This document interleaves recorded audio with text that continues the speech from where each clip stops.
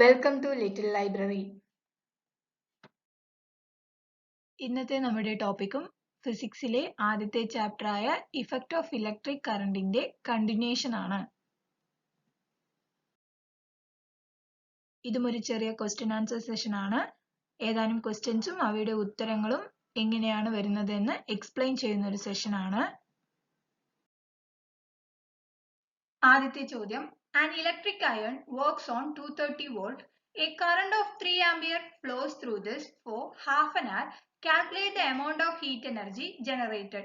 അതായത് 230 volt potential difference ഉള്ള ഒരു അയൺ ബോക്സിലൂടെ 3 ആംപിയർ കറന്റ് അരമണിക്കൂർ നേരത്തേക്ക് ഒഴുകുമ്പോൾ അവിടെ ഉൽപ്പാദിപ്പിക്കപ്പെടുന്ന താപോർജ്ജത്തിന്റെ അളവ് എന്താണ് എന്നതാണ് ചോദ്യം. ഉത്തരം നോക്കാം. ഉത്തരം എഴുതുമ്പോൾ ശ്രദ്ധിക്കേണ്ട പ്രധാനപ്പെട്ട 3 കാര്യങ്ങളാണുള്ളത്. ആദ്യത്തേത്, ഗിവൺ ഡീറ്റെയിൽസ് വൃത്തിയായി പകർത്തിയെഴുതുക. രണ്ടാമത്തേത്, ഉചിതമായ ഇക്വേഷൻ ഏതാണെന്ന് കണ്ടെത്തുക. മൂന്നാമത്തേത്, ഉത്തരം എഴുതുമ്പോൾ യൂണിറ്റ് സഹിതം എഴുതുക എന്നതാണ്. ഇവിടെ ഗിവൺ ഡീറ്റെയിൽസ് നോക്കാം. പൊട്ടൻഷ്യൽ ഡിഫറൻസ് തന്നിട്ടുണ്ട്, V is equal to 230 volt. Current തന്നിട്ടുണ്ട്, I is equal to 3 ampere.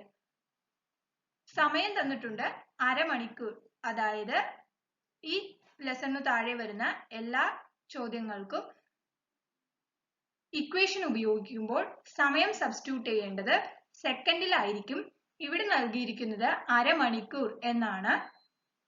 മണിക്കൂറിനെ സെക്കൻഡിലാക്കാൻ 3600 കൊണ്ട് മൾട്ടിപ്പിൾ ചെയ്യണം. അരമണിക്കൂറിനെ 3600 കൊണ്ട് മൾട്ടിപ്പിൾ ചെയ്യുമ്പോൾ ലഭിക്കുന്ന ഉത്തരം 1800 സെക്കൻഡ് എന്നാണ്. ഇനി ഉപയോഗിക്കാൻ പോകുന്നത് താപോർജ്ജം കാണാനുള്ള ഇക്വേഷൻ ആണ്. H is equal to VIT. V അറിയാം, I അറിയാം, T അറിയാം. സബ്സ്റ്റിറ്റ്യൂട്ട് ചെയ്യുന്നു. സോൾവ് ചെയ്യുമ്പോൾ ഉത്തരം 12,42,000 ജൂൾ എന്ന് ലഭിക്കുന്നു. രണ്ടാമത്തെ ചോദ്യം, what are the advantages of nichrome as heating coil? അതായത് ഹീറ്റിംഗ് കോയിലായി ഉപയോഗിക്കുന്ന നിക്രോമിന്റെ ഗുണങ്ങൾ എന്താണ് എന്നതാണ് ചോദ്യം. ഉത്തരം എഴുതാം. ഹൈ റെസിസ്റ്റൻസ്, പ്രതിരോധം കൂടുതലായിരിക്കും. ഹൈ മെൽറ്റിംഗ് പോയിന്റ്, ദ്രവണാങ്കം കൂടുതലായിരിക്കും. സഫിഷ്യന്റ് ഡക്റ്റിലിറ്റി, അതായത് നേർത്ത കമ്പികളാക്കാനുള്ള കഴിവ് ആവശ്യത്തിന് ഉണ്ടായിരിക്കുന്നതാണ്. Ability to remain in red hot condition for a long time without oxidation. അതായത് അന്തരീക്ഷത്തിൽ വയ്ക്കുമ്പോൾ അത് ഓക്സിജനുമായി പ്രവർത്തിക്കില്ല എന്നാണ് പറയുന്നത്. അടുത്ത ചോദ്യം, an instrument is marked 150 watt 230 volt. If the voltage is lowered to 110 volt, what will be its power? അതായത് ആദ്യം ഒരു ഇൻസ്ട്രുമെന്റിൽ മാർക്ക് ചെയ്തിട്ടുണ്ടായിരുന്ന പവർ 150 വാട്ടും വോൾട്ടേജ് 230 വോൾട്ടുമാണ്. പിന്നീട് അതിന്റെ വോൾട്ടേജ് കുറഞ്ഞ് 230 നിന്നും 110 മാറി. ആ സമയത്തുണ്ടാകുന്ന പവർ എന്താണ് എന്നതാണ് ചോദ്യം.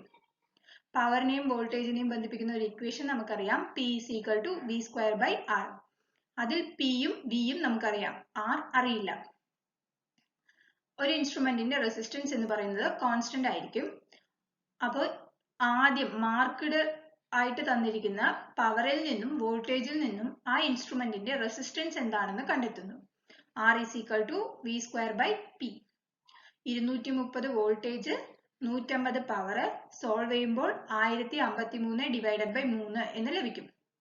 ഇനി പുതിയ പവർ എന്താണെന്ന് കാണണം. അതിന് വോൾട്ടേജ് അറിയാം, 110 വോൾട്ട് ആണ്.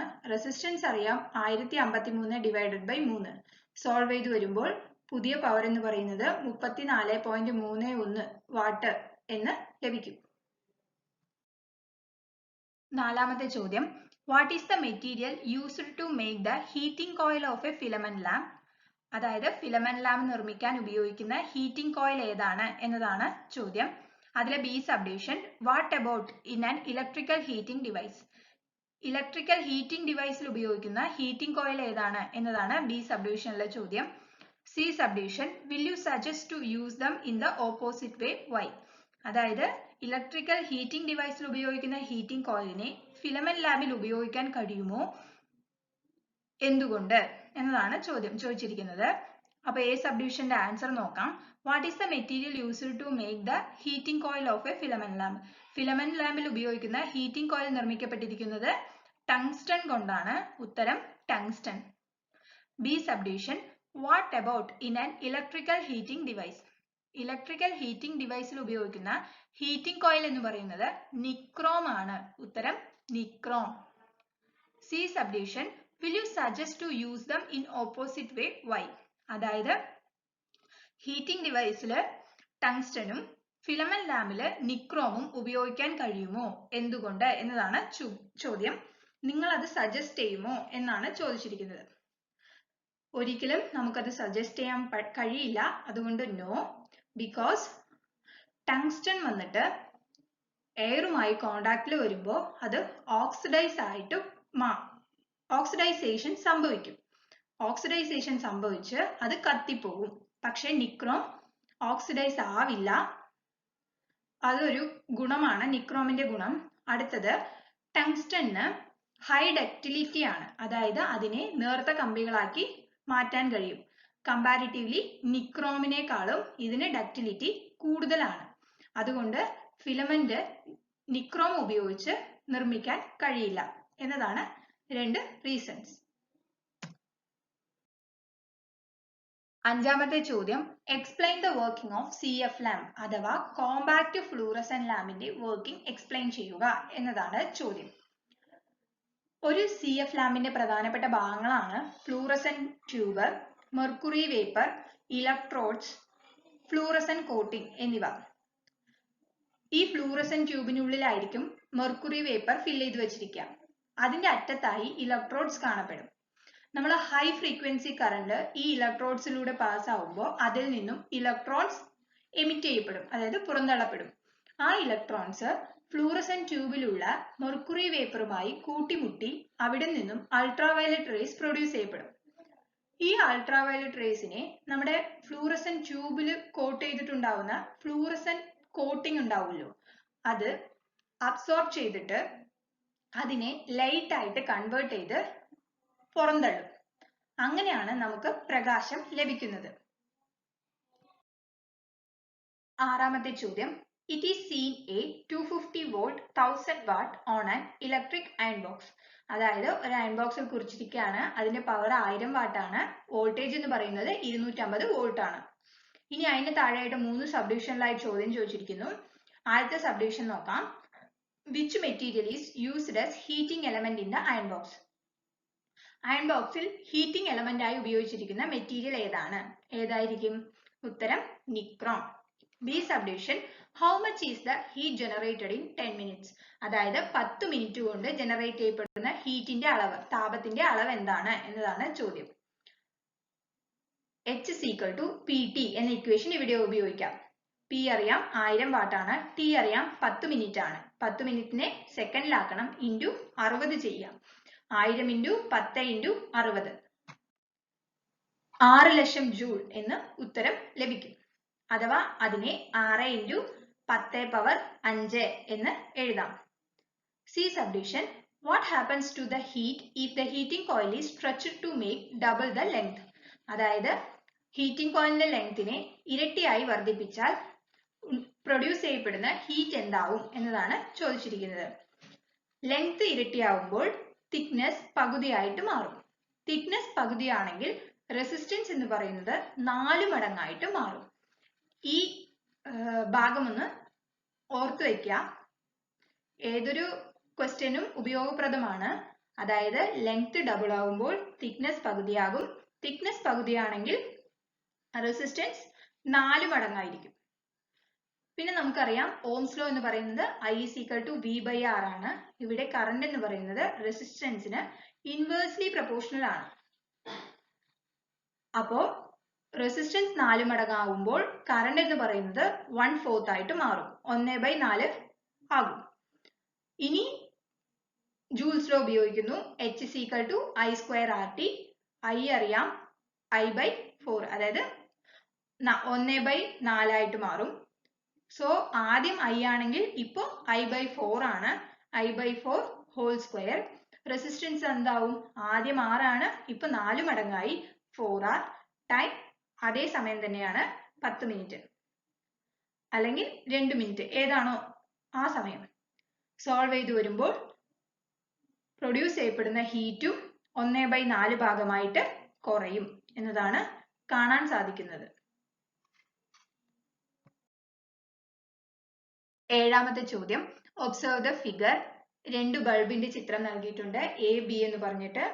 ആദ്യത്തെ ബൾബിന്റെ സ്പെസിഫിക്കേഷൻ എന്ന് പറയുന്നത് 50 വാട്ട് പവറും 250 വോൾട്ട് വോൾട്ടേജും. രണ്ടാമത്തേത് 25 വാട്ട് പവറും 250 വോൾട്ട് വോൾട്ടേജും. 3 സബ്ഡിവിഷൻസ് ആണുള്ളത് ചോദ്യങ്ങൾക്ക്. ആദ്യത്തേത് which bulb is of high resistance, അതായത് തന്നിരിക്കുന്ന 2 ബൾബുകൾക്ക് ഏതിനാണ് ഹൈ റെസിസ്റ്റൻസ് ഉള്ളത് എന്നതാണ്. റെസിസ്റ്റൻസ് കൂടുമ്പോൾ എന്ത് കുറയും? പവർ കുറയും. പവർ കുറഞ്ഞ ബൾബിനായിരിക്കും റെസിസ്റ്റൻസ് കൂടുതൽ. അപ്പൊ ഉത്തരം ബൾബ് ബി.